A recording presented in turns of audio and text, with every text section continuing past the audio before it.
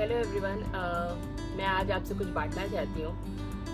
पिछले सप्ताह प्रभु ने मुझे एक स्वप्न दिखाया चींटियों के बारे में, एक झुंड चींटियों का जा रहा। जब मैंने परमेश्वर से पूछा कि प्रभु क्या आप सिखाना चाहते हैं मुझे इन चींटियों के ज़रिए, तो परमेश्वर ने मुझे नीति वचन से बात करी। नीति वचन 6 अध्याय 6 से लेके 8 तक मैं पढ़ूंगी। हे आलसी, चींटियों के पास जा, उनके काम पर ध्यान दे और बुद्धिमान हो।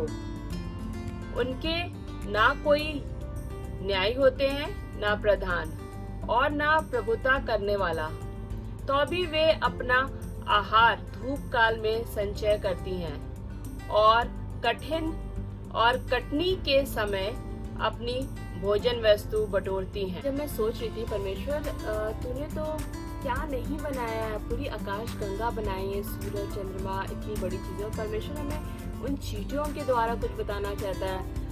और चींटियों की बहुत सी विशेषताएं हैं, पर मैं अभी आपसे जो 4 विशेषताओं के बारे में बात करूंगी। पहली है कि वो बहुत ही मेहनती होती हैं। वो अपने से 5000 गुना ज्यादा वजन उठा सकती हैं। इंसान 1/4 अपने वजन का बोझ उठा सकता है।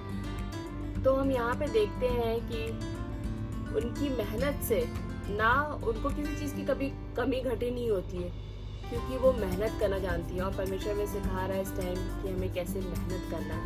दूसरी विशेषता उनकी है करने की चाहत। नीति वचन 30 और 25 वर्ष में कहता है कि चींटी निर्बल जाती हैं, पर धूप काल में वो अपना खाना बटोरती हैं।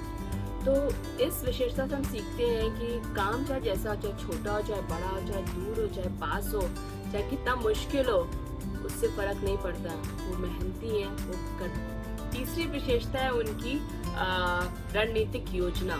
वो आगे के बारे में सोचती हैं। वो धूप काल में अपना खाना बटोरती हैं ताकि वो ठंडे के टाइम उसको यूज कर सकें। तो इससे हम सीखते हैं कि हमें योजना बनानी, कि आगे हमें कैसे करना है, आगे के काम के लिए अभी से योजना बनानी है। और आखिरी है टीम वर्क और एकता। वो सब जुट में मिलकर के काम करती हैं, सब साथ में जाती हैं, साथ में काम करती हैं। और कुछ चींटियां रहती हैं रानी के पास, वो रानी की सेवा करती हैं। तो हम देखते हैं कि वो कैसे एक साथ एकता हमें दिखाती कि एकता में कितना ताकत है। हम साथ में जब करेंगे तो हम ज्यादा काम कर सकते हैं। ये थी चींटी की विशेषता। पर इससे हम क्या सीखते हैं? इससे मुझे परमेश्वर ने बात करी पहली कि हो सकता है कि ये समय में हमारे ऊपर काम बहुत ज़्यादा हो गया है। हो सकता है कि हमारे ऊपर काम का बोझ ज़्यादा हो गया, घर में भी काम का बोझ ज़्यादा हो गया, बच्चों का काम, क्योंकि अभी स्कूल का भी जो स्कूल की जो टीचर्स दे रही हूँ वो भी हमें उनको पढ़ाना पड़ रहा है। ऑफिस में भी काम ज़्यादा हो गया है, क्योंकि अभी कम लोगों से ज़्यादा काम निकाला जा रहा है। तो परमेश्वर कह रहा है कि इसमें हमें निराश नहीं होना है, परेशान नहीं होना है। हमें चींटियों को देखना, वो कितनी मेहनत करती हैं, उनसे हमें सीखना है। ये टाइम है मेहनत करने का। दूसरा पॉइंट है कि हमें ऐसे बैठ करके आराम नहीं करना है। ये नहीं सोचना है कि अभी परिस्थिति ऐसी है, काम नहीं मिल रहा है तो अब क्या करें, परंतु हमें एक रणनीति का योजना बनानी है।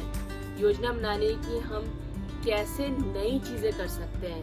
हमें नई स्किल्स सीखनी है, नई चीज़ें सीखनी है।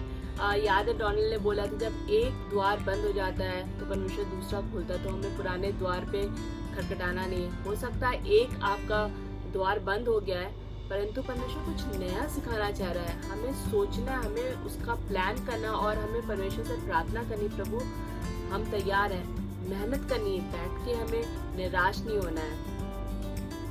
और तीसरा है एकता, साथ में काम करना, टीम वर्क है। वो प्रभु का काम हो, उसमें हमें एक साथ मिलकर के एक विजन जो चर्च का, उसमें साथ में मिलकर काम कर, या वो जॉब के सिलसिले में हो या बिजनेसेस के सिलसिले में हो, तो हमें एक साथ मिलकर के काम करना है।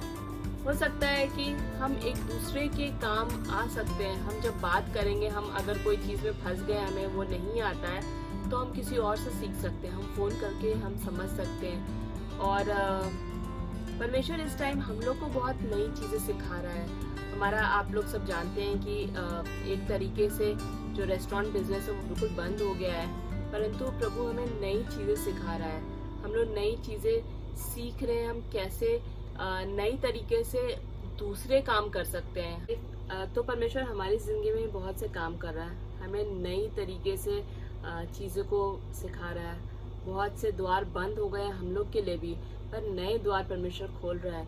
और हम आपको भी इनकरेज करना चाहते हैं कि आप मेहनत करिए, नई चीज़ें सीखिए। ये नया टाइम है और योजना बनाइए। परमेश्वर उसको आशीष देगा। प्रभु आपको आशीष दे।